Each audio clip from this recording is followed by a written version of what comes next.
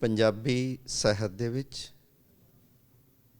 ਬਹੁਤ ਸਾਰੇ ਸਾਹਿਤਕਾਰ ਸਾਹਿਤ ਰਚਦੇ ਨੇ, ਪਰ ਪਿਛਲੇ ਕੁਝ ਸਮੇਂ ਤੋਂ ਪੰਜਾਬੀ ਦੇ ਵਿੱਚ ਦਲਿਤ ਸਾਹਿਤ ਦਾ ਉਭਾਰ ਹੋਇਆ ਹੈ। ਬਹੁਤ ਸਾਰੇ ਸਾਹਿਤਕਾਰ ਪਹਿਲਾਂ ਵੀ ਸਾਹਿਤਕਾਰ ਸੀ ਅਤੇ ਬਾਅਦ ਵਿੱਚ ਵੀ ਸਾਹਿਤਕਾਰ ਨੇ, ਪਰ ਉਹਨਾਂ ਉੱਪਰ ਇੱਕ ਲੇਬਲ, ਇੱਕ ਠੱਪਾ ਲੱਗ ਗਿਆ ਕਿ ਦਲਿਤ ਸਾਹਿਤਕਾਰ ਨੇ। ਬਲਵੀਰ ਮਾਧੋਪੁਰੀ ਇੱਕ ਬਹੁਤ ਅੱਛੇ ਪੋਇਟ ਸਨ। ਪਹਿਲਾਂ ਵੀ ਉਹ ਕਵਿਤਾ ਲਿਖਦੇ ਸੀ, ਹੁਣ ਵੀ ਉਹ ਕਵਿਤਾ ਲਿਖਦੇ ਨੇ, ਪਰ ਉਹਨਾਂ ਦੀ ਸਵੈ ਜੀਵਨੀ ਛਾਂਗਿਆ ਰੁੱਖ ਆ ਜਾਣ ਤੋਂ ਬਾਅਦ ਇੱਕਦਮ ਹੀ ਇਹ ਸਮਝਿਆ ਜਾਣ ਲੱਗਿਆ ਕਿ ਉਹ ਦਲਿਤ ਲੇਖਕ ਨੇ। ਇਹ ਦਲਿਤ ਸਾਹਿਤ ਕੀ ਆ? ਉਹਨਾਂ ਦਾ ਸਵੈ ਜੀਵਨੀ ਵਿੱਚ ਅਨੁਭਵ ਕਿੰਨਾ ਕੁ ਆਪਣਾ ਅਨੁਭਵ ਹੈ? ਉਹਨਾਂ ਨੇ ਜੋ ਆਪਣੀ ਕਵਿਤਾ ਦੇ ਵਿੱਚ ਪੇਸ਼ ਕੀਤਾ ਅਨੁਭਵ, ਉਸ ਸੰਬੰਧੀ ਗੱਲਬਾਤ ਕਰਨ ਲਈ ਅੱਜ ਸਾਡੇ ਨਾਲ ਨੇ ਬਲਵੀਰ ਮਾਧੋਪੁਰੀ ਜੀ। ਅਸੀਂ ਇਹ ਸਮਝਦੇ ਹਾਂ ਕਿ ਕਿਸੇ ਸਾਹਿਤ ਨੂੰ ਸਮਝਣ ਦੇ ਲਈ ਉਸ ਲੇਖਕ ਨੂੰ ਸਮਝਣਾ ਵੀ ਓਨਾ ਹੀ ਜ਼ਰੂਰੀ ਹੁੰਦਾ ਹੈ ਜਿੰਨਾ ਉਸ ਦੀ ਕਿਰਤ ਨੂੰ ਸਮਝਣਾ ਹੈ। ਬਲਵੀਰ ਮਾਧੋਪੁਰੀ ਜੀ, ਸਭ ਤੋਂ ਪਹਿਲਾਂ ਤਾਂ ਮੈਂ ਇਹ ਜਾਣਨਾ ਚਾਹੁੰਦਾ ਹੈ ਕਿ ਜਿਹੜਾ ਇਹ ਦਲਿਤ ਸਾਹਿਤ ਦਾ ਪੰਜਾਬੀ ਦੇ ਵਿੱਚ ਇਹ ਉਭਾਰ ਹੋਇਆ ਹੈ, ਜਾਂ ਇਹ ਲੇਬਲ ਲੱਗਿਆ ਹੈ, ਜਾਂ ਇਹਨੂੰ ਵਰਗ ਦੇ ਵਿੱਚ ਵੰਡਿਆ ਜਾਣਾ ਸ਼ੁਰੂ ਹੋਇਆ, ਇਹਨੂੰ ਤੁਸੀਂ ਖੁਦ ਕਿੰਨਾ ਜਾਇਜ਼ ਮੰਨਦੇ? ਡਾਕਟਰ ਬਰਾੜ ਜੀ, ਲੇਬਲ ਜਿਹੜੇ ਆ, ਮੈਂ ਜੇ ਮੱਧ ਯੁੱਗ ਦੀ ਗੱਲ ਕਰਦਾ, ਉਸ ਵੇਲੇ ਜਿਹੜੇ ਗੁਰੂ ਗ੍ਰੰਥ ਸਾਹਿਬ ਵਿੱਚ ਦਰਜ ਸੰਤ ਹੈਗੇ ਆ, ਉਹਨਾਂ ਨੂੰ ਅਸੀਂ ਗੁਰੂ ਕਹਿੰਦੇ ਆ, ਉਹਨਾਂ ਦੀ ਬਾਣੀ ਤੋਂ ਹੀ ਸਪਸ਼ਟ ਹੋ ਜਾਂਦਾ ਆ ਲੇਬਲ ਲੱਗਣ ਦੀ ਜਿਹੜੀ ਆ ਗੱਲ। ਦਲਿਤਾਂ ਨੇ, ਮੈਂ ਦਲਿਤ ਸ਼ਬਦ ਦੀ ਵੀ ਗੱਲ ਕਰੂੰਗਾ, ਅਤੇ ਗੁਰੂ ਗ੍ਰੰਥ ਸਾਹਿਬ ਦੇ ਵਿੱਚ ਹੀ ਜਿੱਦਾਂ ਗੁਰੂ ਰਵਿਦਾਸ ਰਚਨਾ ਹੈਗੀ ਆ, ਉਹਦੇ ਵਿੱਚ ਉਹ ਆਪਣੇ ਆਪ ਨੂੰ ਚਮਾਰ ਸ਼ਬਦ ਦੀ ਵਰਤੋਂ ਕਰਕੇ ਆਪਣੇ ਸ਼ਬਦ ਦਾ ਅੰਤ ਕਰਦੇ ਆ। ਅਤੇ ਉਹ ਉਸ ਵੇਲੇ ਵੀ ਸੀ, ਉਹ ਇੱਕ ਪਛਾਣ ਦਾ ਮਸਲਾ ਸੀ ਅਤੇ ਅੱਜ ਵੀ ਹੈ। ਉਹ ਇਸ ਕਰਕੇ ਆ ਪਛਾਣ ਦਾ ਮਸਲਾ ਕਿ ਜੇ ਉਹ ਨਾ ਇੱਦਾਂ ਲਿਖਦੇ ਅਤੇ ਉਹ ਬਾਣੀ ਵੀ ਕਿਸੇ ਹੋਰ, ਸ਼ਾਇਦ ਕਿਸੇ ਦੇ ਨਾਂ 'ਤੇ ਚੜ੍ਹ ਜਾਂਦੀ ਜਾਂ ਹੋ ਜਾਂਦੀ। ਪਰ ਮੈਂ ਇੱਦਾਂ ਸਮਝਦਾ ਵੀ ਉਹਨਾਂ ਦੇ ਵਿਚਾਰਾਂ ਦੀ ਜਿਹੜੀ ਕਦਰ ਕੀਤੀ ਆ ਗੁਰੂ ਗ੍ਰੰਥ ਸਾਹਿਬ ਵਿੱਚ ਗੁਰੂ ਸਾਹਿਬਾਨ ਨੇ, ਉਹ ਇਹ ਕੀਤੀ ਆ, ਉਹਨਾਂ ਦੀ ਬਹੁਤ ਵੱਡੀ ਵਡਿਆਈ ਕੀਤੀ ਆ। ਭਗਤ ਸਤਿਗੁਰੂ ਹਮਾਰਾ, ਜਾਂ ਮਤਲਬ ਆਦਿ ਗੁਰੂ ਕਹਿ ਕੇ ਵੀ ਉਹਨਾਂ ਦਾ ਸਤਿਕਾਰ ਕੀਤਾ ਗਿਆ। ਅਗਲੀ ਗੱਲ, ਮੈਂ ਜਦੋਂ ਵਰਤਮਾਨ ਸਮਿਆਂ ਤੱਕ ਦੇਖਦਾ ਹਾਂ ਅਤੇ ਇਹਦੇ ਵਿੱਚ ਮੈਂ ਤੁਹਾਡੇ ਨਾਲ ਗੱਲ ਸਾਂਝੀ ਕਰਦਾ ਵੀ 1925 ਦੇ ਵਿੱਚ ਇੱਕ ਦਲਿਤ ਸੁਧਾਰ ਸਮਿਤੀ ਜਿਹੜੀ ਆ ਹੁਸ਼ਿਆਰਪੁਰ ਵਿੱਚ ਬਣੀ, ਉਹ ਆਰੀਆ ਸਮਾਜੀਆਂ ਦੀ ਸੀ। ਦੂਜਾ, ਜਦੋਂ ਆਦਿ ਧਰਮ ਲਹਿਰ ਜਿਹੜੀ ਪੰਜਾਬ ਵਿੱਚ ਚੱਲੀ, ਜਿਹਦਾ ਪੂਰਾ ਨਾਂ ਸੀ ਆਦਿ ਧਰਮ ਮੰਡਲ ਪੰਜਾਬ, ਉਹਨਾਂ ਦੇ ਜਿਹੜੇ ਪ੍ਰਧਾਨ ਸੀਗੇ ਅਤੇ ਬਾਨੀ ਸੀ, ਉਹ ਸੀ ਗਦਰੀ ਬਾਬਾ ਮੰਗੂ ਰਾਮ ਜੀ। ਉਹਨਾਂ ਨੇ ਜਿਹੜਾ ਇੱਕ ਮੈਮੋਰੰਡਮ ਉਸ ਵੇਲੇ ਸਾਈਮਨ ਕਮਿਸ਼ਨ ਨੂੰ 1928 'ਚ ਦਿੱਤਾ, ਉਹਦਾ ਜਿਹੜਾ ਟਰਾਂਸਲੇਸ਼ਨ ਛਪਿਆ ਪੰਜਾਬੀ ਵਿੱਚ, ਉਹ ਦੇਸ਼ ਸੇਵਕ ਅਖਬਾਰ ਜਿਹੜੀ ਮੇਰੇ ਕੋਲ ਆ, ਉਹਨਾਂ ਨੇ ਓਪਰੈਸਡ ਕਲਾਸਿਸ ਵਾਸਤੇ ਜਿਹੜਾ ਸ਼ਬਦ ਵਰਤਿਆ ਉਹ ਦਲਿਤ ਸੀਗਾ। ਦੱਦਾ ਲੱਲਾ ਤੱਤਾ, ਜਿੱਦਾਂ ਅਸੀਂ ਆ ਦਲਿਤ ਬੋਲਦੇ ਹਾਂ, ਉਸ ਵੇਲੇ ਦਲਿਤ ਕਹਿੰਦੇ ਸੀਗੇ। ਅਤੇ ਇਹ ਇੱਕ ਹੈਗੀ ਗੱਲ। ਦੂਜਾ, ਦਲਿਤ ਸ਼ਬਦ ਜਿਹੜਾ ਆ ਪੰਜਾਬੀ ਵਿੱਚ ਮੈਂ ਦੂਜੀ ਵਾਰੀ ਜਿਹੜਾ ਦੇਖਦਾ, ਉਹ ਹੈਗਾ ਸਾਡੇ ਦਲਿਤ ਬੰਧੂ ਨਾਂ ਦਾ ਜਿਹੜਾ ਇੱਕ ਮੈਗਜ਼ੀਨ ਸੀ, ਜਿਹਦੇ ਐਡੀਟਰ ਜਸਵੰਤ ਰਾਏ ਅਤੇ ਪ੍ਰਿਥੀ ਸਿੰਘ ਆਜ਼ਾਦ ਸੀਗੇ, ਉਹ 1988 ਵਿੱਚ ਛਪਿਆ। ਅਤੇ ਮੈਂ ਇੱਦਾਂ ਸਮਝਦਾ ਵੀ ਦਲਿਤ ਸ਼ਬਦ ਵੀ ਜਿਹੜਾ ਸ਼ਾਇਦ ਇਸ ਕਰਕੇ ਹੀ ਆਇਆ ਕਿ ਜਿਹੜਾ ਗਾਂਧੀ ਦਾ ਦਿੱਤਾ ਇੱਕ ਸ਼ਬਦ ਸੀ ਹਰੀਜਨ, ਉਹਦੇ ਵਿਰੋਧ ਵਿੱਚ ਸੀ। ਦਲਿਤ ਤੋਂ ਮਤਲਬ ਇਹ ਸਮਝਿਆ ਗਿਆ ਵੀ ਜਿਹੜੇ ਜਾਤੀ ਵਿਵਸਥਾ ਦੇ ਸਤਾਏ, ਵਰਨ ਧਰਮ ਦੇ ਸਤਾਏ ਲੋਕ ਆ, ਉਹ ਦਲਿਤ ਆ, ਦੱਬੇ ਕੁਚਲੇ ਆ, ਦੋ ਪੁੜਾਂ ਦੇ ਵਿਚਾਲੇ ਜਿਹੜੇ ਪਿਸ ਰਹੇ ਆ। ਨਹੀਂ, ਇਹਦੇ ਵਿੱਚ ਇਹ ਕਿ ਵੀ ਜਿਹੜਾ ਆਮ ਕਰਕੇ ਇੱਕ ਧਾਰਨਾ ਬਣਦੀ ਜਾ ਰਹੀ ਹੈ ਕਿ ਜਿਹੜਾ ਪੰਜਾਬੀ ਦੇ ਵਿੱਚ ਜਿਹੜਾ ਦਲਿਤ ਸਾਹਿਤ ਅੱਜ ਪੈਦਾ ਹੋ ਰਿਹਾ ਵੀ ਇਹ ਹਿੰਦੀ ਦੇ ਪ੍ਰਭਾਵ ਅਧੀਨ ਹੋ ਰਿਹਾ, ਅਤੇ ਹਿੰਦੀ ਦੇ ਵਿੱਚ ਇਹ ਮਰਾਠੀ ਪ੍ਰਭਾਵ ਅਧੀਨ ਆਇਆ, ਕਿ ਸ਼ਾਇਦ ਉਹ ਬਾਬਾ ਅੰਬੇਦਕਰ ਦੀ ਧਰਤੀ ਹੋਣ ਕਰਕੇ ਕਿ ਉੱਥੇ ਬਹੁਤ ਸਾਰੇ ਜਿਹੜੇ ਲੇਖਕ ਸੀਗੇ ਉਹ ਮਰਾਠੀ ਦੇ ਵਿੱਚ ਪਹਿਲਾਂ ਇਸ ਤਰ੍ਹਾਂ ਦੀਆਂ ਸਵੈ ਜੀਵਨੀਆਂ ਆਉਣ ਲੱਗੀਆਂ ਕਿ ਜਿਨ੍ਹਾਂ ਦੇ ਵਿੱਚ ਦਲਿਤ ਨੇ ਆਪਣੇ ਜੀਵਨ ਨੂੰ ਬਿਆਨ ਕੀਤਾ। ਇਹ ਇਸ ਤਰ੍ਹਾਂ ਕੋਈ ਅਸੀਂ ਕਰੋਨੋਲੋਜੀਕਲ ਜਾਂ ਕਹਿ ਸਕਦੇ ਹਾਂ ਜੋਗ੍ਰਾਫੀਕਲੀ ਏਰੀਆ ਦੀ ਵਿਕਾਸ ਰੇਖਾ ਬਣਾ ਸਕਦੇ ਹਾਂ ਕਿ ਪਹਿਲਾਂ ਮਰਾਠੀ ਸਾਹਿਤ ਦੇ ਵਿੱਚ ਆਇਆ, ਫਿਰ ਹਿੰਦੀ ਸਾਹਿਤ ਦੇ ਵਿੱਚ ਆਇਆ, ਜਾਂ ਪੰਜਾਬੀ ਸਾਹਿਤ 'ਚ ਆਇਆ, ਜਾਂ ਤੁਸੀਂ ਸਮਝਦੇ ਹੋ ਕਿ ਪੰਜਾਬੀ ਸਾਹਿਤ ਦੇ ਵਿੱਚ ਵੱਖਰੇ ਤੌਰ 'ਤੇ ਵਿਕਸਿਤ ਹੋਇਆ? ਮੈਂ ਇੱਦਾਂ ਸਮਝਦਾ ਜੀ, ਇਹ 1863 ਦੇ ਵਿੱਚ ਜਿਹੜੀ ਆਇਨ ਕਾਲੀ ਦੀ ਇੱਕ ਮੂਵਮੈਂਟ ਕੇਰਲਾ ਦੀ ਆ, ਉਹ ਸਾਊਥ ਦੀ ਮੂਵਮੈਂਟ ਆ, ਉਹ ਉਹਨਾਂ ਨੇ ਬਹੁਤ ਸਾਰਾ ਇਸ ਮਸਲੇ ਨੂੰ ਚੁੱਕਿਆ। ਉਹ ਸ਼ਬਦ ਜਿਹੜਾ ਦਲਿਤ ਸ਼ਬਦ ਆ ਨਾ, ਉਹ ਭਾਵੇਂ ਰਿਲੇਟ ਨਹੀਂ ਕਰਦਾ ਸੀ, ਪਰ ਉਹ ਬੇਜ਼ਮੀਨਿਆਂ ਦੀ ਗੱਲ ਕਰਦਾ ਸੀ ਆਇਨ ਕਾਲੀ। ਅਤੇ ਉਹਨੇ ਪਹਿਲੀ ਵਾਰੀ ਇਹ ਕੀਤਾ ਵੀ ਜਿਹੜੀ ਜ਼ਮੀਨ ਆ ਉਹ ਉਹਨਾਂ ਲੋਕਾਂ 'ਚ ਵੰਡੀ ਜਾਵੇ ਜਿਹੜੇ ਬੇਜ਼ਮੀਨੇ ਆ, ਉਹਨਾਂ ਨੂੰ ਅਧਿਕਾਰ ਦਿੱਤੇ ਜਾਣ। ਉਹਨਾਂ ਦੀ ਇੱਕ ਬਹੁਤ ਸਾਰੇ ਉੱਥੇ ਦੇ ਤੁਹਾਨੂੰ ਪਤਾ ਵੀ ਜਾਤੀ ਵਿਵਸਥਾ ਬਹੁਤ ਪੱਕੀ ਆ ਤਾਮਿਲਨਾਡੂ ਦੀ। ਅਤੇ ਹੁਣ ਜਿਹੜਾ ਆ ਭਾਵੇਂ ਕੇਰਲਾ ਮੁਕਤ ਹੋ ਚੁੱਕਾ, ਪਰ ਉਹ ਕੇਰਲਾ ਦੇ ਸੀਗੇ। ਉਹਨਾਂ ਦੇ ਉੱਤੇ ਬਹੁਤ ਸਾਰਾ ਕੰਮ ਜਿਹੜਾ ਆ ਪਤਾ ਮੈਨੂੰ, ਔਰ ਕਿਤਾਬਾਂ ਉਹਨਾਂ 'ਤੇ ਛਪ ਚੁੱਕੀਆਂ ਆ। ਉਹਨਾਂ ਨੇ ਇੱਕ ਇਹ ਲਹਿਰ ਚਲਾਈ ਜਿਹਦਾ ਪ੍ਰਭਾਵ ਅੱਗੇ ਜਾ ਕੇ ਆਪਾਂ ਕਹਿੰਦੇ ਹਾਂ ਵੀ ਮਹਾਰਾਸ਼ਟਰ ਨੇ ਸਾਨੂੰ ਆਹ ਦਿੱਤਾ।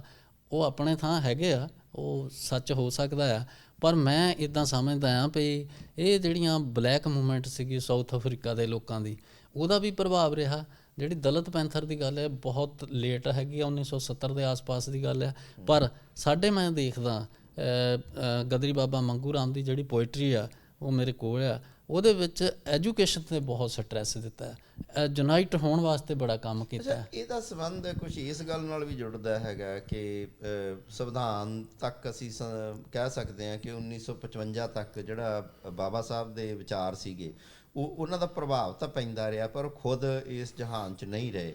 ਅਤੇ ਉਸ ਤੋਂ ਬਾਅਦ ਇੱਕ ਵੱਡਾ ਆਭਾਰ ਆਉਂਦਾ ਹੈਗਾ ਕਾਸ਼ੀ ਰਾਮ ਦੇ ਭਾਰਤ ਦੀ ਪੋਲੀਟੀਕਲ ਪੋਜੀਸ਼ਨ ਦੇ ਵਿੱਚ ਆਉਣ ਨਾਲ। ਉਸ ਦਾ ਪ੍ਰਭਾਵ ਵੀ ਦਲਿਤ ਸਾਹਿਤ ਉੱਤੇ ਪਿਆ ਲੱਗਦਾ ਹੈਗਾ, ਕਿਉਂਕਿ ਉਹਦਾ ਕਾਰਨ ਇੱਕ ਅਜੀਬ ਹੈਗਾ ਕਿ ਦਲਿਤਾਂ ਦੀ ਵਸੋਂ ਤਾਂ ਪੰਜਾਬ ਵਿੱਚ ਵੱਧ, ਪਰ ਉਸ ਨੂੰ ਆਧਾਰ ਆ ਜਿਹੜਾ ਉਹ ਯੂਪੀ ਦੇ ਵਿੱਚ ਮਿਲਦਾ ਹੈਗਾ। ਪੰਜਾਬ ਦਾ ਬੰਦਾ ਯੂਪੀ ਵਿੱਚ ਜਾ ਕੇ ਲੀਡਰਸ਼ਿਪ ਦਿੰਦਾ ਹੈਗਾ, ਤਾਂ ਉਦੋਂ ਬਾਅਦ ਹੀ ਦਲਿਤ ਸਾਹਿਤ ਕੁਦਰਤੀ ਵਨ ਸਾਈਡ ਵੀ ਹੋ ਸਕਦਾ, ਜਾਂ ਇਹ ਵੀ ਹੋ ਸਕਦਾ ਕਿ ਇਹ ਜਿਹੜਾ ਦਲਿਤ ਸਾਹਿਤ ਹੈਗਾ ਇਹ ਕਿਤੇ ਨਾ ਕਿਤੇ ਜਿਹੜੀ ਰਾਜਨੀਤਿਕ ਤਬਦੀਲੀ ਆਈ ਆ ਉਹਦਾ ਪਰਛਾਵਾਂ ਤਾਂ ਨਹੀਂ। ਇਹ ਦੇਖੋ, ਜਿਹੜੀਆਂ ਮੂਵਮੈਂਟਾਂ ਬਣਦੀਆਂ ਸਮਾਜਿਕ ਸੁਧਾਰ ਵਾਸਤੇ, ਉਹਨਾਂ ਦਾ ਪ੍ਰਭਾਵ ਪੈਣਾ ਸਾਹਿਤ ਉੱਤੇ ਬਹੁਤ ਜ਼ਰੂਰੀ ਹੈ। ਅਤੇ ਸਾਹਿਤਕ ਜਿਹੜੀਆਂ ਸਰਗਰਮੀਆਂ ਉਹ ਵੀ ਆਪਣੀ ਲੀਡਰਸ਼ਿਪ ਨੂੰ ਪ੍ਰਭਾਵਿਤ ਕਰਦੀਆਂ ਰਹਿੰਦੀਆਂ, ਸੇਧ ਦਿੰਦੀਆਂ ਰਹਿੰਦੀਆਂ। ਜਿਹੜੇ ਲੇਖਕ ਆ, ਸਾਹਿਤਕਾਰ ਆ, ਇਹ ਇੰਨੇ ਵਿਚਾਰੇ ਭਲੇ ਮਾਨਸ ਆ, ਸੰਜੀਦਗੀ ਨਾਲ ਕੰਮ ਕਰਦੇ ਰਹਿੰਦੇ ਆ, ਸੰਸਾਇਟੀ ਨਾਲ ਕੰਮ ਕਰਦੇ ਰਹਿੰਦੇ। ਕੋਈ ਵਿਰਲਾ ਹੀ ਬੰਦਾ ਹੁੰਦਾ ਹੈ ਜਿਹੜਾ ਉਹ ਪੋਲੀਟੀਕਲ ਬੰਦਾ ਜਿਹੜਾ ਉਹਨਾਂ ਦੇ ਪ੍ਰਭਾਵਾਂ ਨੂੰ ਕਬੂਲਦਾ ਵੀ ਆ ਅਤੇ ਉਹਨਾਂ ਨੂੰ ਗਾਈਡ ਵੀ ਕਰਦਾ ਹੈ। ਸੋ ਕਾਂਸ਼ੀ ਰਾਮ ਨੇ ਇੱਕ ਤਜਰਬਾ ਜਿਹੜਾ ਕੀਤਾ ਉਹ ਆਪਣੇ ਥਾਂ ਆ, ਉਹ ਪ੍ਰਭਾਵ ਪਿਆ ਲੋਕਾਂ ਦੇ ਉੱਤੇ, ਲੋਕਾਂ ਦੀ ਸੇਧ ਆਈ। ਪਰ ਜਿਹੜੀ ਆਪਾਂ ਡਾਕਟਰ ਸਾਹਿਬ ਅੰਬੇਡਕਰ ਦੇ ਨਾਲ ਜੋੜ ਕੇ ਦੇਖਦੇ ਹਾਂ, ਉਹਦਾ ਪ੍ਰਭਾਵ ਆਪਣਾ ਆ, ਚਾਹੇ ਉਹ ਸੰਵਿਧਾਨ ਤੱਕ ਆ ਜਾਂ ਸੰਵਿਧਾਨ ਤੋਂ ਅੱਗੇ ਦੀ ਵਿਵਸਥਾ ਦੀ ਗੱਲਬਾਤ ਹੈਗੀ ਆ। ਮੈਂ ਇਹ ਦੇਖਦਾ ਹਾਂ ਵੀ ਜਿਹੜਾ ਅਸੀਂ ਐਜੂਕੇਟ, ਐਜੀਟੇਟ, ਔਰਗੇਨਾਈਜ਼ ਸ਼ਬਦ ਦਾ ਸਲੋਗਨ ਦੀ ਗੱਲ ਕਰਦੇ ਹਾਂ, ਮੇਰੀ ਜੱਜ ਹੈ, ਕਿਉਂਕਿ ਮੇਰੇ ਕੋਲ ਬਹੁਤ ਸਾਰੀਆਂ ਕਿਤਾਬਾਂ ਅਵੇਲੇਬਲ ਆ। ਇਹ ਬਹੁਤ ਪੁਰਾਣੇ, ਉਹਨਾਂ ਦੇ ਜਨਮ ਤੋਂ ਵੀ ਪਹਿਲਾਂ ਦਾ ਇਹ ਸਲੋਗਨ ਜਿਹੜਾ ਆ ਉਹ ਪ੍ਰਚਲਿਤ ਆ। ਔਰ ਚਾਹੇ ਯੂਕੇ ਦਾ ਹੈਗਾ, ਸਾਊਥ ਅਫਰੀਕਾ ਦੀ ਜਿਹੜੀ ਆ ਕਾਲੇ ਲੋਕਾਂ ਦੀ ਮੂਵਮੈਂਟ ਆ, ਉਹਦੇ ਵਿੱਚ ਵੀ ਇਹ ਪ੍ਰਚਲਿਤ ਆ, ਅੱਜ ਵੀ ਪ੍ਰਚਲਿਤ ਆ। ਜਿਨ੍ਹਾਂ ਨੂੰ ਅਸੀਂ ਫਸਟ ਨੇਸ਼ਨ ਜਾਂ ਮੂਲ ਨਿਵਾਸੀ ਕਹਿੰਦੇ ਆ, ਉਹ ਆਪਣੀਆਂ ਵਿਵਸਥਾ ਤੋਂ ਜਿਹੜੇ ਸਤਾਏ ਲੋਕ ਆ, ਉਹਨਾਂ ਨੇ ਇਹ ਸਲੋਗਨ ਦਿੱਤੇ ਆ। ਬਾਬਾ ਸਾਹਿਬ ਨੇ ਇਹ ਇੱਕ ਬੋਰੋ ਕਰਕੇ ਮੈਸੇਜ ਜਿਹੜਾ ਸਾਡੇ ਲੋਕਾਂ ਦੇ ਵਿੱਚ ਪਸਾਰਿਆ ਕਿ ਤਾਂ ਕਿ ਉਹ ਆਪਣੀ ਤਰੱਕੀ ਜਿਹੜੀ ਆ ਸਮੂਹ ਸਮਾਜ ਦੀ ਜਾਂ ਸਮਾਜ ਦੀ ਕਿਸ ਤਰ੍ਹਾਂ ਹੋ ਸਕਦੀ। ਮੇਰਾ ਪ੍ਰਸ਼ਨ ਜੀ ਇਸ ਕਿਸਮ ਦਾ ਸੀ ਕਿ ਜਿਸ ਤਰ੍ਹਾਂ ਇਹ ਕਿਹਾ ਜਾਂਦਾ ਕਿ ਪੰਜਾਬ ਵਿੱਚ ਜਿਹੜੀ ਪ੍ਰਗਤੀਵਾਦੀ ਲਹਿਰ ਚੱਲੀ ਜਾਂ ਭਾਰਤ 'ਚ ਪ੍ਰਗਤੀਵਾਦੀ ਲਹਿਰ ਚੱਲੀ, ਉਹ ਸਿੱਧੇ ਤੌਰ 'ਤੇ ਕਮਿਊਨਿਸਟ ਲਹਿਰ ਤੋਂ ਪ੍ਰਭਾਵਿਤ ਸੀ, ਜਾਂ ਕਮਿਊਨਿਸਟ ਲਹਿਰ ਦਾ ਹੀ ਉਹ ਸਾਹਿਤਕ ਰੂਪਾਂਤਰਣ ਜਿਹੜਾ ਉਹ ਪ੍ਰਗਤੀਵਾਦ ਸੀਗਾ। ਕੀ ਇਸ ਤਰ੍ਹਾਂ ਹੈ ਕਿ ਜੋ ਪੰਜਾਬ ਦੇ ਵਿੱਚ ਜਾਂ ਭਾਰਤ ਦੇ ਵਿੱਚ ਅੰਬੇਦਕਰ ਜੀ ਨੇ ਕੀਤਾ ਜਾਂ ਉਸ ਤੋਂ ਬਾਅਦ ਬਾਬੂ ਕਾਸ਼ੀ ਰਾਮ ਨੇ ਕੀਤਾ, ਕਿ ਸਾਹਿਤ ਵਿੱਚ ਜਿਹੜਾ ਦਲਿਤ ਸਾਹਿਤ ਆ ਉਹ ਉਸ ਤਰ੍ਹਾਂ ਦਾ ਪਰਛਾਵਾਂ ਹੋ ਸਕਦਾ, ਜਾਂ ਪਾਰਟੀ ਦਾ ਉਸ ਕਿਸਮ ਦਾ ਇਹਨੂੰ ਆਧਾਰ ਹੋ ਸਕਦਾ, ਜਾਂ ਆਪਾਂ ਇਹ ਗੱਲ ਇਹ ਜਿਹੜਾ ਲਿਟਰੇਰੀ ਐਂਗਲ ਆ, ਜਾਂ ਮਤਲਬ ਬਾਬਾ ਸਾਹਿਬ ਡਾਕਟਰ ਅੰਬੇਡਕਰ ਦੀਆਂ ਲਿਖਤਾਂ ਜਿਹੜੀਆਂ ਉਹ ਬਹੁਤ ਪ੍ਰਭਾਵਿਤ ਕਰਦੀਆਂ। ਉਹਨਾਂ ਨੇ ਤਾਂ ਸਲੋਗਨ ਦਿੱਤਾ ਸੀਗਾ ਆਪਣੇ, ਇੱਕ ਹੈਗੀ ਆ ਹੂ ਵਰਦਾ ਸ਼ੂਦਰਾਜ, ਉਹਨਾਂ ਨੇ ਕਿਹਾ ਵੀ ਇਹ ਜਿਹੜੇ ਧਾਰਮਿਕ ਗ੍ਰੰਥ ਲਿਖੇ ਗਏ ਆ, ਇਹ ਮਨੁੱਖ ਨੂੰ ਗੁਲਾਮ ਬਣਾਉਣ ਵਾਸਤੇ ਕੀਤੇ ਗਏ ਆ। ਇਹ ਤੋਂ ਮੁਕਤ ਹੋਣ ਲਈ ਮਨੁੱਖ ਜਿਹੜਾ ਆ ਉਹ ਇਹਨਾਂ ਧਰਮਾਂ ਤੋਂ ਬਹੁਤ ਉੱਤੇ ਆ। ਪਰ ਥੋੜ੍ਹਾ ਜਿਹਾ ਇੱਕ ਗੱਲ 'ਤੇ ਹੋਰ ਕਮੈਂਟ ਮੈਂ ਤੁਹਾਡਾ ਜ਼ਰੂਰ ਚਾਹੁੰਦਾ ਹੈਗਾ, ਕਿਉਂਕਿ ਇੱਕ ਸਿੱਖ ਲੀਡਰਸ਼ਿਪ ਦੇ ਵਿੱਚ ਇਸ ਵੇਲੇ ਦੀ ਸਿੱਖ ਲੀਡਰਸ਼ਿਪ 'ਚ ਇੱਕ ਵਾਰ-ਵਾਰ ਗੱਲ ਆਉਂਦੀ ਹੈਗੀ ਆ ਕਿ ਇੱਕ ਵਾਰੀ ਬਾਬਾ ਸਾਹਿਬ ਨੇ ਇਹ ਵੀ ਮਨ ਬਣਾਇਆ ਸੀ ਕਿ ਮੈਂ ਸਿੱਖ ਧਰਮ ਨੂੰ ਅਡਾਪਟ ਕਰ ਲਵਾਂ, ਅਤੇ ਕੁਝ ਲੋਕ ਤਾਂ ਇਹ ਕਹਿੰਦੇ ਆ ਕਿ ਸਿੱਖਾਂ ਨੇ ਹੀ ਉਲਟਾ ਉਹਨਾਂ ਨੂੰ ਨਿਰਉਤਸ਼ਾਹਿਤ ਕੀਤਾ ਕਿ ਨਾ ਤੁਸੀਂ ਅਡਾਪਟ ਕਰੋ, ਕਿਉਂਕਿ ਉਹਨਾਂ ਨੂੰ ਇਹ ਲੱਗਦਾ ਸੀ ਕਿ ਜੇ ਦੁਨੀਆ ਸਾਰੇ ਭਾਰਤ ਦੇ ਜਿਹੜੇ ਦਲਿਤ ਆ ਉਹ ਸਿੱਖ ਧਰਮ ਵਿੱਚ ਆ ਗਏ ਤਾਂ ਸਾਡਾ ਚਰਿੱਤਰ ਜਾਂ ਕਰੈਕਟਰ ਬਦਲ ਜੂ, ਜਾਂ ਸਾਡੇ ਇੱਥੋਂ ਪਾਵਰ ਚਲੀ ਜਾਊਗੀ। ਇੱਥੋਂ ਦੇ ਸਥਾਪਿਤ ਬੰਦਿਆਂ ਨੇ ਕਿਹਾ, ਕੁਝ ਲੋਕਾਂ ਨੇ ਇਹ ਕਿਹਾ ਕਿ ਨਹੀਂ, ਜਿਹੜੀ ਤੁਸੀਂ ਗੱਲ ਕਹੀ ਆ ਉਹ ਅੰਦਰ ਖਾਤੇ ਚੱਲਦੀ ਰਹਿੰਦੀ ਹੈਗੀ ਆ, ਕਿ ਹਿੰਦੂ ਮਹਾਸਭਾ ਦੇ ਕਹਿਣ 'ਤੇ ਉਹਨਾਂ ਨੇ ਕਿਹਾ ਕਿ ਵੀ ਸਿੱਖਾਂ ਦੀ ਤਾਂ ਇੱਕ ਵੱਖਰੀ ਸਲਾਹ ਕੀਤੀ ਉਹਨਾਂ ਨਾਲ, ਵੀ ਵੱਖਰੀ ਡੰਟੀ ਆ। ਜੇ ਇੰਨੇ ਜ਼ਿਆਦਾ ਲੋਕ ਸਿੱਖ ਧਰਮ ਨਾਲ ਰਲ ਗਏ ਤਾਂ ਸਿੱਖ ਧਰਮ ਆ ਜਿਹੜਾ ਉਹ ਹਿੰਦੂ ਧਰਮ ਤੋਂ ਬਾਹਰ ਆ ਇੱਕ ਵੱਡਾ ਧਰਮ ਬਣ ਜਾਊਗਾ। ਭਾਵੇਂ ਸਿੱਖ ਤਾਂ ਕਹੀ ਜਾਂਦੇ ਕਿ ਅਸੀਂ ਵੱਖਰੇ। ਮੈਂ ਇੱਦਾਂ ਸਮਝਦਾ ਡਾਕਟਰ ਸਾਹਿਬ ਵੀ ਜੇ ਉਹ ਕਿਤੇ ਕਰਾਮਾਤ ਹੋ ਜਾਂਦੀ ਤੇ ਸਾਰੇ ਹਿੰਦੁਸਤਾਨ ਦਾ ਨਕਸ਼ਾ ਬਦਲ ਜਾਣਾ ਸੀ, ਭਾਰਤ ਦਾ ਨਕਸ਼ਾ ਬਦਲ ਜਾਣਾ ਸੀ। ਜਿਨ੍ਹਾਂ ਵਾਸਤੇ ਕੰਮ ਕੀਤਾ ਜਾ ਰਿਹਾ ਬਹੁਤ ਗਿਣਤੀ ਲਈ, ਜਿਨ੍ਹਾਂ ਨੂੰ ਅਸੀਂ SC ST OBC ਸਮਝਦੇ ਹਾਂ ਜਾਂ ਕਹਿੰਦੇ ਹਾਂ, ਉਹ ਸਾਰਿਆਂ ਦੇ ਕੋਲ ਇੱਕ ਬਰਾਬਰੀ ਦੀ ਭਾਵਨਾ ਆਉਂਦੀ। ਉਹ ਸਾਡੀਆਂ ਔਰਤਾਂ ਜਿਹੜੀਆਂ ਉਹ ਭੋਗ ਵਿਲਾਸ ਦੀ ਵਸਤੂ ਬਣ ਕੇ ਨਾ ਰਹਿ ਜਾਂਦੀਆਂ, ਉਹਨਾਂ ਦੇ ਕੋਲ ਇੱਕ ਭਾਵੇਂ ਛੋਟੀ ਕਿਰਪਾਨ ਹੁੰਦੀ, ਉਹ ਆਪਣੀ ਸਵੈ ਸੁਰੱਖਿਆ ਜਿਹੜੀ ਆ ਉਹ ਕਰ ਸਕਦੀਆਂ ਸੀ। ਅਤੇ ਮੈਂ ਇੱਦਾਂ ਸਮਝਦਾ ਵੀ ਉਹ ਹੋ ਜਾਂਦਾ ਤਾਂ ਬਹੁਤ ਵਧੀਆ ਸੀ। ਪਰ ਇਹਦੇ ਵਿੱਚ ਮੈਂ ਥੋੜ੍ਹਾ ਜਿਹਾ ਸੰਕੋਚ ਹੀ ਰੱਖਣਾ ਚਾਹੁੰਦਾ ਹਾਂ। ਅਤੇ ਕਈ ਵਾਰੀ ਹੁਣ ਮੈਂ ਸਿੱਖ ਬਣਨਾ, ਮੈਨੂੰ ਕੌਣ ਰੋਕ ਸਕਦਾ? ਕਿਸੇ ਤੋਂ ਮੈਂ ਸਲਾਹ ਨਹੀਂ ਪੁੱਛਣੀ। ਗੁਰੂਆਂ ਨੇ ਕਿਹਾ ਬਈ ਤੁਸੀਂ ਕੁਛ ਵੀ ਆਪਣਾ ਧਾਰਨ ਕਰ ਸਕਦੇ ਆ, ਸਾਡਾ ਸੰਵਿਧਾਨ ਵੀ ਅਲਾਓ ਕਰਦਾ ਹੈ ਵੀ ਜਿਹੜੇ ਮਰਜ਼ੀ ਤੁਸੀਂ ਧਰਮ ਨੂੰ ਅਡੋਪਟ ਕਰ ਸਕਦੇ ਆ। ਅਤੇ ਇਸ ਤਰੀਕੇ ਨਾਲ ਉਹ ਵਿਅਕਤੀ ਦੀ ਮਰਜ਼ੀ ਆ। ਅਤੇ ਕਈ ਲੋਕਾਂ ਦੇ ਆਪਣੇ ਆਪਣੇ ਵਿਚਾਰ ਆ। ਤੁਸੀਂ ਸੱਚੀ ਸਾਖੀ ਪੜ੍ਹੀ ਆ, ਉਹਦੇ ਵਿੱਚ ਜਿਹੜੀਆਂ ਗੱਲਾਂ ਮੈਂ ਉਹਨੂੰ ਵੀ ਕਾਫੀ ਹੱਦ ਤੱਕ ਸਹੀ ਮੰਨਦਾ। ਜਿਹੜੇ ਹੋਰ ਲੋਕਾਂ ਨੇ ਕੀਤੀਆਂ ਉਹਨਾਂ ਨੂੰ ਵੀ ਮੈਂ ਸਮਝਦਾ ਵੀ ਬਹੁਤ ਵਿਚਾਰ ਕੇ ਕੀਤੀਆਂ ਗਈਆਂ।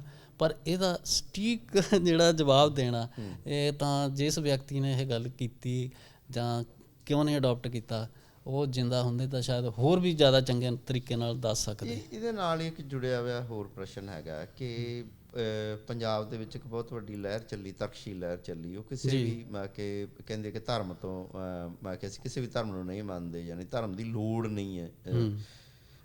ਪਰ ਦਲਿਤ ਸਮਾਜ ਜਿਹੜੀ ਬ੍ਰਾਹਮਣੀਕਲ ਕਲਚਰ ਨੇ ਦਬਾਇਆ ਹੋਇਆ ਹੈਗਾ, ਹਾਂਜੀ, ਉਸੇ ਦੇ ਹੀ ਜਿਹਨੂੰ ਕਹਿੰਦੇ ਆ ਵੀ ਉਹ ਉਹਦੇ ਤੋਂ ਹੀ ਹੱਕ ਮੰਗਦਾ ਹੈਗਾ ਕਿ ਮੰਦਿਰ ਜਾਣ ਦਾ ਮੰਨ ਲਓ ਹੱਕ ਆ, ਕਿ ਬਹੁਤ ਸਾਰੇ ਮੰਦਿਰਾਂ ਦੇ ਵਿੱਚ ਦਲਿਤਾਂ ਨੂੰ ਪ੍ਰਵੇਸ਼ ਨਹੀਂ ਕਰਨ ਦਿੱਤਾ ਜਾਂਦਾ, ਉਹ ਉੱਥੇ ਹੀ ਪ੍ਰਵੇਸ਼ ਕਰਨਾ ਚਾਹੁੰਦੇ ਆ। ਇਹ ਸਮੱਸਿਆ ਔਰਤਾਂ ਨਾਲ ਵੀ ਆਉਂਦੀ ਆ ਕਿ ਬਹੁਤ ਸਾਰੇ ਮੰਦਿਰਾਂ ਵਿੱਚ ਔਰਤਾਂ ਨੂੰ ਪ੍ਰਵੇਸ਼ ਨਹੀਂ ਕਰਨ ਦਿੱਤਾ ਜਾ ਰਿਹਾ, ਉਹ ਉੱਥੇ ਹੀ ਪ੍ਰਵੇਸ਼ ਕਰਨਾ ਚਾਹੁੰਦੀਆਂ। ਕਿ ਜਿਸ ਥਾਂ 'ਤੇ ਤੁਹਾਨੂੰ ਦਰਕਾਰਿਆ ਜਾਂਦਾ ਹੈਗਾ ਜਾਂ ਜਿਸ ਥਾਂ 'ਤੇ ਤੁਹਾਨੂੰ ਉੱਚੀ ਪੋਜੀਸ਼ਨ ਨਹੀਂ ਦਿੱਤੀ ਜਾਂਦੀ, ਤੁਹਾਨੂੰ ਨੀਵਾਂ ਸਮਝਿਆ ਜਾਂਦਾ, ਕੀ ਕਾਰਨ ਹੈ ਕਿ ਉੱਥੇ ਹੀ ਜਾਣਾ ਚਾਹੁੰਦਾ ਦਲਿਤ ਵੀ ਅਤੇ ਨਾਰੀ? ਇਹ ਮੈਂ ਥੋੜ੍ਹੀ ਜਿਹੀ ਪਛਾਣ ਨੂੰ ਗੱਲ ਲਿਜਾਣੀ ਚਾਹੁੰਦਾ ਆ ਵੀ ਬਾਬਾ ਸਾਹਿਬ ਨੇ ਖੁਦ ਜਿਹੜਾ ਹੈ ਨਾ ਮੰਦਿਰ ਪ੍ਰਵੇਸ਼ ਲਈ ਇੱਕ ਐਜੀਟੇਸ਼ਨ ਕੀਤੀ ਸੀ। ਅਤੇ ਉੱਥੋਂ ਉਹ ਛੱਡ ਗਏ। ਉਹਨਾਂ ਨੇ ਕਿਹਾ ਵੀ ਨਹੀਂ, ਇਹ ਨਹੀਂ, ਤੁਸੀਂ ਆਪਣਾ ਮੂੰਹ ਜਿਹੜਾ ਵਿੱਦਿਆ ਕੇਂਦਰਾਂ ਵੱਲ ਕਰੋ, ਵਿੱਦਿਅਕ ਕੇਂਦਰਾਂ ਵੱਲ ਕਰੋ। ਅਤੇ ਉਹ ਤੋਂ ਬਾਅਦ ਲੋਕਾਂ ਨੇ ਕਾਫੀ ਹੱਦ ਤੱਕ ਆਪਣੇ ਜਿਹੜੇ ਆ ਉਸਾਰੀਆਂ, ਕਿਉਂਕਿ ਉਹਨਾਂ ਨੇ ਕਿਹਾ ਸੀਗਾ ਵੀ ਕੋਈ ਵੀ ਵਿਅਕਤੀ ਜਿਹੜਾ ਉਹ ਕਈ ਵਾਰੀ ਰੋਟੀ ਤੋਂ ਬਿਨਾਂ ਰਹਿ ਸਕਦਾ, ਪਰ ਆਪਣੀ ਅਧਿਆਤਮਕ ਜਿਹੜੀ ਸ਼ਾਂਤੀ ਆ ਉਹ ਤੋਂ ਬਿਨਾਂ ਨਹੀਂ ਰਹਿ ਸਕਦਾ। ਸ਼ਾਇਦ ਉਹਦਾ ਅਸਰ ਸੀਗਾ। ਪਰ ਜਿਹੜੇ ਪੰਜਾਬ ਦੀਆਂ ਮੂਵਮੈਂਟਾਂ ਸਾਡੀਆਂ ਚੱਲੀਆਂ, ਖਾਸ ਤੌਰ 'ਤੇ ਬਾਬੂ ਮੰਗੂ ਰਾਮ ਦੀ ਮੂਵਮੈਂਟ ਆ, ਉਹਨਾਂ ਨੇ ਕਿਹਾ ਕਿ we are the separate element. ਅਸੀਂ ਕੋਈ ਹਿੰਦੂ, ਸਿੱਖ, ਈਸਾਈ, ਮੁਸਲਮਾਨ ਨਹੀਂ ਹੈਗੇ। ਸਾਡੀ ਆਇਡੈਂਟੀਟੀ ਅਲੱਗ ਆ। ਅਸੀਂ ਇਸ ਦੇਸ਼ ਦੇ ਬਸ਼ਿੰਦੇ ਹਾਂ, ਅਸੀਂ ਆਪਣੇ ਮੂਲ ਨਿਵਾਸੀਆਂ ਦੀ ਔਲਾਦ ਹਾਂ। ਇਸ ਕਰਕੇ ਇਹਨਾਂ ਨਾਲ ਸਾਡਾ ਕੋਈ ਲੈਣ ਦੇਣ ਨਹੀਂ ਜਿਨ੍ਹਾਂ ਨੇ ਸਾਨੂੰ ਗੁਲਾਮ ਬਣਾਇਆ। ਸਾਡਾ ਉਹਨਾਂ ਗ੍ਰੰਥਾਂ ਪੋਥੀਆਂ ਨਾਲ ਕੋਈ ਸੰਬੰਧ ਨਹੀਂ ਆ ਜਿਹੜਾ ਸਾਨੂੰ ਗੁਲਾਮ ਬਣਾਉਂਦੀਆਂ। ਅਤੇ ਜਿਨ੍ਹਾਂ ਦੀ ਪ੍ਰਵਿਰਤੀ ਜਿਹੜੀ ਆ, ਬਾਬਾ ਸਾਹਿਬ ਨੇ ਵੀ ਕਿਹਾ ਕਿਤਾਬਾਂ ਦੀ ਪ੍ਰਵਿਰਤੀ ਆ, ਉਹ ਸਾਨੂੰ ਜਿਹੜਾ ਰਾਜਨੀਤਿਕ ਤੌਰ 'ਤੇ ਵੀ ਇਹ ਦਬਾਉਂਦੀਆਂ, ਸਾਨੂੰ ਸਮਾਜਿਕ ਤੌਰ 'ਤੇ ਵੀ ਦਬਾਉਂਦੀਆਂ। ਉਹ ਜ਼ਬਤ ਸ਼ੁਬਦਾ ਕਰਨ ਦੇ ਲਾਇਕ ਆ। ਅਤੇ ਇਹਦੇ ਵਿੱਚ ਨਾ ਇੱਕ ਹੋਰ ਮੈਂ ਕਹਿੰਦਾ ਸੀਗਾ ਕਿ ਵੀ ਇੱਕ ਪ੍ਰਸ਼ਨ ਉੱਠਦਾ ਰਹਿੰਦਾ, ਇਹ ਕਹਿ ਲਓ ਕਿ ਪ੍ਰਕਾਸ਼ਕਾਂ ਦਾ ਪ੍ਰਸ਼ਨ। ਬਹੁਤ ਵਾਰੀ ਮਤਲਬ ਕਿ ਕਿਤੇ ਦਲਿਤ ਸ਼ਬਦ ਜਿਹੜੇ ਜਾਤੀ ਸੂਚਕ ਸ਼ਬਦ ਨੇ ਉਹ ਕਿਤਾਬਾਂ ਦੇ ਵਿੱਚ ਕਿਤੇ ਵਰਤੇ ਜਾਂਦੇ ਆ ਜਾਂ ਆ ਜਾਂਦੇ ਆ ਤਾਂ ਉਹਦੇ ਉੱਪਰ ਕੇਸ ਹੋ ਜਾਂਦਾ ਹੈ ਕਿ ਵੀ ਇਹ ਦਲਿਤ ਜਾਤੀ ਸੂਚਕ ਸ਼ਬਦ ਵਰਤੇ ਗਏ। ਪਿਛਲੇ ਸਮੇਂ ਦੇ ਵਿੱਚ ਇੱਥੇ ਪੰਜਾਬ ਦੇ ਵਿੱਚ ਕੇਸ ਹੋਇਆ ਕਿ ਬਾਬੂ ਰਾਜੇਵਲੀ ਦੀ ਇੱਕ ਰਚਨਾ ਦੇ ਵਿੱਚ ਇੱਕ ਸ਼ਬਦ ਆਉਂਦਾ ਸੀ ਤਾਂ ਉਹਦੇ ਉੱਪਰ ਕੇਸ ਕਰ ਦਿੱਤਾ ਗਿਆ। ਕਿਤੇ ਨਾ ਕਿਤੇ ਇਹ ਗੱਲ ਗਲਤ ਲੱਗਦੀ ਤੁਹਾਨੂੰ ਜਾਂ ਠੀਕ ਲੱਗਦੀ ਹੈ? ਕਿਉਂਕਿ ਅਸੀਂ ਗੁਰੂ ਗ੍ਰੰਥ ਸਾਹਿਬ ਦੇ ਵਿੱਚ ਬਹੁਤ ਥਾਵਾਂ ਤੇ ਕਿ ਭਗਤ ਜਨਾਂ ਨੇ ਖੁਦ ਆਪਣੀ ਮਤਲਬ ਕਿ ਜਾਤ ਲਿਖੀ ਹੋਈ ਹੈ। ਬਹੁਤ ਸਾਰੀ ਜਿਹੜੀ ਚੀਜ਼ ਹੈਗੀ ਹੈ ਕਿ ਐਸਟੀ ਐਕਟ ਬਣਨ ਤੋਂ ਪਹਿਲਾਂ ਐਕਟ ਬਣਨ ਤੋਂ ਪਹਿਲਾਂ ਦੀਆਂ ਜਿਹੜੀਆਂ ਲਿਖਤਾਂ ਲਿਖੀਆਂ ਹੋਈਆਂ ਉਹਦੇ ਵਿੱਚ ਵੀ ਹੁਣ ਜਾਤ ਮਿਟਾ ਦੇਣੀ ਚਾਹੀਦੀ। ਜਿਵੇਂ ਧਨੀ ਰਾਮ ਚਾਤਰਕ ਦੀ ਉਹ ਪ੍ਰਸਿੱਧ ਕਵਿਤਾ ਹੈਗੀ ਹੈ ਕਿ ਜਿਹਦੇ ਵਿੱਚ ਹੁਣ ਜਾਤੀ ਸੂਚਕ ਸ਼ਬਦ ਦੀ ਬਜਾਏ ਕਾਮਾ ਸ਼ਬਦ ਨਾਲ ਉਹਨੂੰ ਰਿਪਲੇਸ ਕੀਤਾ ਗਿਆ ਹੈਗਾ। ਜੀ, ਤੁਹਾਨੂੰ ਕੀ ਵੀ ਲੱਗਦਾ ਹੈਗਾ? ਕਿ ਮੈਂ ਇਹਦੇ ਬਾਰੇ ਇੱਦਾਂ ਸੋਚਦਾ ਵੀ ਰਾਜੇਵਾਲੀ ਕੇਸ ਦੇ ਵਿੱਚ ਮੈਨੂੰ ਪਤਾ ਹੈ ਸਾਰਾ, ਔਰ ਜਿਨ੍ਹਾਂ ਨੇ ਕੇਸ ਕੀਤਾ ਸੀਗਾ, ਕਿਉਂਕਿ ਤੁਹਾਨੂੰ ਪਤਾ ਹੀ ਆ ਕਈ ਵਾਰੀ ਰਾਜਸੀ ਪ੍ਰਭਾਵਾਂ ਕਰਕੇ ਕੇਸ ਕੀਤੇ ਜਾਂਦੇ ਆ। ਉਸ ਵੇਲੇ ਇਹ ਧਾਰਨਾ ਵੀ ਨਹੀਂ ਸੀਗੀ, ਚਾਹੇ ਉਹ ਕਿੱਸਾ ਹੀਰ ਵਾਰਿਸ ਸ਼ਾਹ ਦਾ ਹੋਵੇ ਤੇ ਉਹਦੇ ਵਿੱਚ ਵੀ ਬਹੁਤ ਸਾਰੇ ਜਾਤੀ ਸੂਚਕ ਸ਼ਬਦ ਹੈਗੇ ਆ। ਤੁਸੀਂ ਉਹਨਾਂ ਲਿਖਤਾਂ ਨੂੰ ਹਟਾ ਨਹੀਂ ਸਕਦੇ, ਕਿੰਨਾ ਕੁ ਘਟਾ ਲਓਗੇ? ਉਹ ਸੰਭਵ ਨਹੀਂ ਗਾ ਹੈਗਾ। ਸਾਡਾ ਉਹ ਕਲਚਰ ਦੀ ਜਿਹੜੀ ਆ ਨਾ ਐਕਸਪ੍ਰੈਸ਼ਨ ਆ, ਉਹ ਜੇ ਹਟਾਉਂਦੇ ਆ ਤਾਂ ਉਹ ਅਧੂਰਾ ਰਹਿ ਜਾਂਦਾ ਹੈ। ਉਹ ਸਮਿਆਂ ਦੀਆਂ ਜਾਤੀਆਂ ਨੂੰ ਵੀ ਠੀਕ ਢੰਗ ਨਾਲ ਨਾਪਣ ਤੋਲਣ 'ਚ ਮਦਦ ਨਹੀਂ ਕਰ ਸਕਣਗੇ ਜੇ ਅਸੀਂ ਇੱਦਾਂ ਕੀਤੀ। ਦੂਜਾ, ਰਾਜੇਵਾਲੀ ਕੇਸ ਦੀ ਜਿਹੜੀ ਮੈਂ ਇੱਕ ਹੋਰ ਥੋੜ੍ਹਾ ਜਿਹਾ ਵਿਸਤਾਰ ਦੇਣਾ ਚਾਹੁੰਦਾ ਹਾਂ। ਜਿਹੜਾ ਮੇਰਾ ਖਿਆਲ ਹਿੰਦੁਸਤਾਨ ਟਾਈਮਸ ਸੀ ਜਾਂ ਟਾਈਮਸ ਆਫ ਇੰਡੀਆ, ਮੇਰਾ ਵੀ ਉਹਦੇ ਵਿੱਚ ਕਾਫੀ ਵੱਡਾ ਛਪਿਆ ਸੀਗਾ। ਅਸੀਂ ਉਹਦੇ ਸਮਰਥਨ 'ਚ ਕੀਤਾ ਸੀ ਵੀ ਜਿਹੜਾ ਐਡਿਟ ਕਰਨ ਵਾਲਾ ਵਿਅਕਤੀ ਆ ਉਹ ਖੁਦ ਦਲਿਤ ਆ, ਉਹ ਸ਼ਡਿਊਲ ਕਾਸਟ ਆ, ਇਹ ਉਹ 'ਤੇ ਕੇਸ ਬਣਦਾ ਨਹੀਂ ਸੀਗਾ। ਇਹਨਾਂ ਨੇ ਕੇਸ ਉਹ ਬਣਾ ਲਿਆ ਔਰ ਉਹਨਾਂ ਨੂੰ ਜੇਲ੍ਹਾਂ ਜੁਲ੍ਹਾਂ ਭੇਜਣਾ ਸੀਗਾ, ਪਬਲਿਸ਼ਰ ਨੂੰ, ਐਡੀਟਰ ਨੂੰ, ਉਹ ਭੇਜਿਆ। ਉਹਨਾਂ ਨੇ ਜਾਣਬੁੱਝ ਕੇ ਕੀਤੇ ਗਏ ਕੰਮ ਹੈ ਔਰ ਬਾਅਦ 'ਚ ਕਹਿਤਾ ਵੀ ਸਾਨੂੰ ਪਤਾ ਨਹੀਂ ਸੀਗਾ। ਜਿਹੜਾ ਵਿਅਕਤੀ ਚਾਹੇ ਜਿੱਦਾਂ ਤੁਸੀਂ ਗੁਰੂ ਗ੍ਰੰਥ ਸਾਹਿਬ ਦੀ ਗੱਲ ਕਰਦੇ ਹਾਂ ਵੀ ਜਾਤੀ ਸੂਚਕ ਸ਼ਬਦ ਜਿਹੜੇ ਆ ਬਾਣੀਕਾਰਾਂ ਨੇ ਖੁਦ ਹੀ ਵਰਤ ਲਏ ਆ, ਹਾਂਜੀ, ਉਹ ਤੋਂ ਬਾਅਦ ਵੀ ਜਿਹੜੇ ਆਏ ਆ। ਅਤੇ ਜਿੱਦਾਂ ਹੁਣ ਸ਼ਬਦ ਆਪਾਂ ਗੱਲ ਕਰਦੇ ਹਾਂ, ਹਰੀਜਨ ਸ਼ਬਦ ਦੀ ਵੀ ਗੱਲ ਕਰਦੇ ਹਾਂ, ਗਾਂਧੀ ਨੇ ਇਹੋ ਸ਼ਬਦ ਦਿੱਤਾ ਪਰ ਇਹ ਬੈਨ ਹੋ ਚੁੱਕਾ ਸੁਪਰੀਮ ਕੋਰਟ ਵੱਲੋਂ ਸ਼ਬਦ ਆ। ਇੱਦਾਂ ਹੀ ਦਲਿਤ ਜਿਹੜਾ ਹੈ ਨਾ, it is not a constitutional word. According to the constitution SC/ST is accurate word for these people. ਪਰ ਦਲਿਤ ਕਿਉਂਕਿ ਪੋਲੀਟੀਕਲ ਕਵਰੇਜ ਵਾਸਤੇ ਆ, ਬਹੁਤ ਸਾਰੇ ਕੁਐਸਚਨ ਨੂੰ ਆਪਣੇ 'ਚ ਕਵਰ ਕਰਦਾ ਹੈ, ਸਮੂਹ ਨੂੰ ਜੋੜਦਾ ਆ, ਜਿੰਨੇ ਵੀ ਦੱਬੇ ਕੁਚਲੇ ਲੋਕ ਆ ਉਹਨਾਂ ਦਾ ਇੱਕ ਵਰਗ ਬਣਾਉਂਦਾ ਆ। ਅਤੇ ਮੰਗੂ ਰਾਮ ਜੀ ਨੇ ਵੀ ਇਹੀ ਕੰਮ ਕੀਤਾ ਵੀ ਜਿਹੜੀਆਂ 36 ਨਿਮਨ ਜਾਤੀਆਂ ਸੀਗੀਆਂ ਉਹਨਾਂ ਦਾ ਇੱਕ ਵਰਗ ਬਣਾਇਆ, ਆਦ ਧਰਮੀ। ਉਹ ਹਾਂਜੀ ਬਿਲਕੁਲ, ਮੈਂ ਕਿ ਤੁਹਾਡੀ ਗੱਲ ਹਜੇ ਵਿੱਚ ਆ। ਇਸ ਜਿਹੜਾ ਸੈਗਮੈਂਟ ਹੈਗਾ ਜਿਹਦੇ ਵਿੱਚ ਆਪਾਂ ਜ਼ਿਆਦਾ ਸਮਾਜਿਕ ਅਤੇ ਪੋਲੀਟੀਕਲ ਗੱਲਾਂ ਕੀਤੀਆਂ, ਉਹਦੇ ਵਿੱਚ ਮੈਂ ਲਾਸਟ ਇੱਕੋ ਹੀ ਸਵਾਲ ਪੁੱਛਣਾ ਚਾਹੁੰਦਾ, ਫਿਰ ਅਸੀਂ ਇੱਕ ਸਾਹਿਤਕ ਜਿਹੜਾ ਵੱਖਰਾ ਕਰਨਾ ਚਾਹੁੰਦੇ ਹਾਂ।